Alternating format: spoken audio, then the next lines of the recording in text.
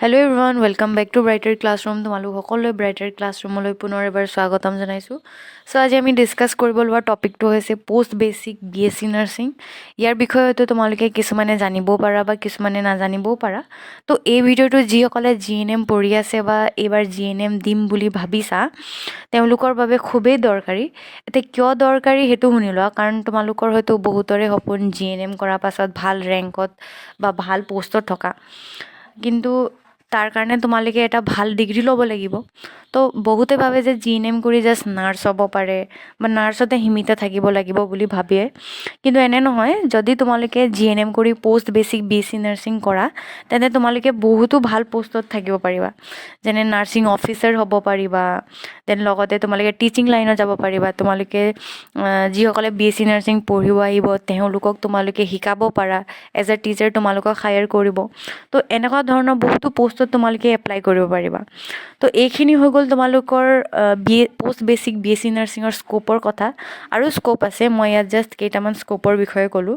তো post basic BSc নাৰ্ছিঙৰ বিষয়ে আৰু এটা আমি ভিডিঅ' বনাম, তাত গোটেইখিনি স্ক'প গোটেইখিনি ডিটেইলছৰ বিষয়ে কথা পাতিম।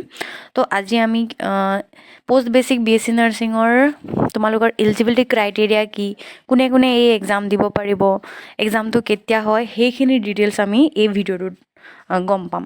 তো প্ৰথমতে এই ন'টিচটো চাই লোৱা।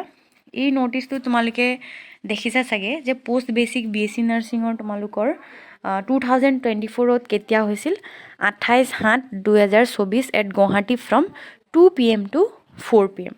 তো গুৱাহাটীতে এই এক্সামটো হয়, চেণ্টাৰটো এটাই গুৱাহাটী। 2 বজাৰ পৰা 4 বজাৰ ভিতৰত হৈছিল 2024 চনত। আৰু কেই তাৰিখে হৈছিল, 28 জুলাই তাৰিখে তোমালোকৰ গুৱাহাটীত হৈছিল, 2টা বজাৰ পৰা 4টা বজালৈকে। তো এইবাৰো তোমালোকৰ যদি কোনোবাই GNM পঢ়ি শেষ হ'ল আৰু যদি তোমালোকে পষ্ট বেচিক BSc নাৰ্ছিং কৰিম বুলি ভাবিছা, তেন্তে তোমালোকে এক্সপেক্টেড ডেট বুলি ধৰি ল'ব পাৰা যে জুলাই বা তাতকৈ আগত হ'ব পাৰে বা তাতকৈ পাছতো হ'ব পাৰে, কিন্তু বেছিভাগ তোমালোকৰ এক্সামটো আগতে হয় বুলি ধৰি ল'বা। কাৰণ যোৱাবাৰ অকণমান বানপানী হোৱাৰ কাৰণে এক্সামবোৰ পিছুৱাই দিছিল, কিন্তু এইবাৰ তোমালোকৰ আগত হ'ব পাৰে। তো চাই ল'বা যে জুলাইৰ আগৰলৈকে তোমালোকৰ প্ৰিপেৰেশ্যনটো মানে সোনকালে হয়। তো ভালকৈ পঢ়ি ল'বা গোটেইখিনি। তো ন'টিচটো দেখি চাই, আৰু যদি তোমালোকক কিবা ডিটেইলছ লাগে পঢ়ি ল'বা, মই ন'টিচটো দিয়ে দিছোঁ। দেন লগতে এতিয়া আমি চাম যে তোমালোকৰ এক্সামটোৰ কেতিয়া হৈছিল, কেনেকুৱা হয়, কেনেকুৱা ধৰণৰ এক্সাম হয়, চিলেবাছ কি হয়, সেইখিনি চাম। তো ইয়াত তোমাৰ দিয়া আছে যে there shall be one paper consisting of 50 objective type multiple choice question based on Indian Nursing Council prescribed GNM syllabus। তো তোমালোকৰ কি হয়, এটা পেপাৰে থাকে য'ত 50টা অবজেক্টিভ টাইপ MCQ কুৱেশ্যন থাকিব, আৰু বেছড অন কি কৈছে, ইণ্ডিয়ান নাৰ্ছিং কাউন্সিল আৰু প্ৰেছক্ৰাইব GNM চিলেবাছ। চিলেবাছটো তোমালোকৰ GNMৰে হ'ব। যিসকলে GNM 3 year পঢ়ি আহিলে, তো তেওঁলোকে যদি এতিয়া দিম বুলি ভাবিছে, চ' তোমালোকে যিখিনি পঢ়িলা সেইখিনিয়ে এই এক্সামটোত আহিব, আৰু 50 মাৰ্কৰ কুৱেশ্যন হয়, MCQ টাইপ কুৱেশ্যন থাকিব। তো গম পালা কেনেকুৱা ধৰণৰ হয়, চিলেবাছটো গম পালাই কি হয়। তো তোমালোকে যি পঢ়ি আহিলা সেইটোকে এক্সামত আহিব, ঠিক আছে। তো ভালকৈ পঢ়ি ল'বা। আৰু যদি ৰিজাল্টটো তোমালোকৰ কেনেকুৱা ধৰণে দিয়ে, তো যদি মেৰিট লিষ্ট এটা ওলাব, যেনেকৈ তোমালোকৰ GNMৰ এক্সাম দিলা বা GNMত যেনেকৈ তোমালোকৰ মেৰিট লিষ্টত নাম ওলাইছিল, সেনেকৈ তোমালোকৰ কি হয়, মেৰিট লিষ্টত নাম ওলাব, আৰু মেৰিট লিষ্টত নাম ওলোৱাৰ লগে লগে তোমালোকক এডমিশ্যনৰ ডেট দিব। তো তোমালোকে তাত গৈ এডমিশ্যন ল'লেই হ'ল। আৰু তাত তোমালোকৰ যদি কোনোবা দুগৰাকী ষ্টুডেণ্টে ছেইম মাৰ্ক পায়, আৰু ছেইম মাৰ্ক পালে কি হয়, তাহাঁতৰ দুটাৰ মাজত তাক চিলেক্ট কৰিব যোনে কেণ্ডিডেট ছিকিউৰিং মোৰ marks in GNM final exam. তো GNM ফাইনেল এক্সামত যদি বেছি মাৰ্ক ছিকিউৰ কৰিছে, তেন্তে তেওঁলোকে সেই কেণ্ডিডেটক চিলেক্ট কৰিব। আৰু লগতে HSLC বা HS-ত যদি বেছি মাৰ্ক ছিকিউৰ কৰিছে সেই বেলেগ ষ্টুডেণ্টতকৈ, তেন্তে সেই ষ্টুডেণ্টকে চিলেক্ট কৰিব। তো বুজি পালা, যদি ছেইম ৰেংক পোৱা বা ছেইম মাৰ্ক পোৱা। দেন যদি কাট অফৰ কথা কওঁ, কাট অফ তোমালোকৰ কিমান যায়, 50% ফৰ জেনেৰেল, আনৰিজাৰ্ভ আৰু EWS-ৰ কাৰণে, ST SC OBC-ৰ কাৰণে 40%, আৰু PWDৰ কাৰণে 45% তোমালোকৰ কাট অফ হয়। ইয়াতকৈ বেছিও হ'ব পাৰে এইবাৰ বা ইয়াতকৈ কমো যাব পাৰে। চ' তোমালোকে কাট অফটো এইটোৱে ধৰি নল'বা যে 50% হ'ব। তো ইয়াতকৈ বেছিও হ'ব পাৰে বা কমো হ'ব পাৰে। তো এইখিনি দেন যদি তোমালোকৰ ছিটবোৰ কোনোবা এডমিশ্যন লোৱাৰ পাছত যদি খালী হৈ থাকে তেন্তে সেই ছিটটো তাতকৈ অকণমান কম ৰেংকৰ ষ্টুডেণ্টক দি দিয়ে। তো সেইখিনি ইয়াত লিখা আছে। নেক্সট তোমালোকৰ এলিজিবিলিটি ক্ৰাইটেৰিয়াত কি আছে চোৱা। Applicant must B citizen of India, ইণ্ডিয়াৰ হ'ব লাগিব আৰু হায়াৰ ছেকেণ্ডেৰী পাছ কৰিব লাগিব।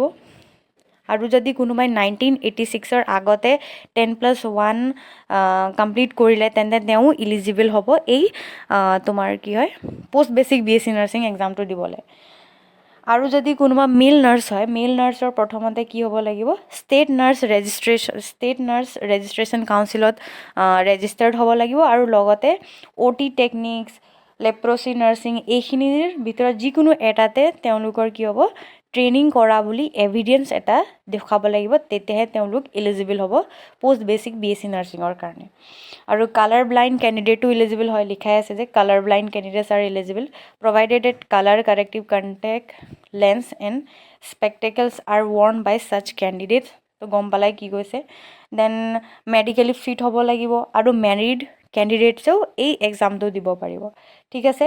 আৰু ৰিজাৰ্ভেশ্যন পলিচিটো কেনেকুৱা ধৰণৰ হয়, ST SC OBC EWS PH এইবোৰৰ কাৰণে তোমালোকৰ ৰিজাৰ্ভেশ্যন ছিটৰ ৰিজাৰ্ভেশ্যনটো থাকেই। আৰু 5% disability reservation to be considered for disabled candidates. তো ডিচেবল কেণ্ডিডেটছৰ কাৰণেও 5% তোমাৰ কি হয় ৰিজাৰ্ভেশ্যন থাকে।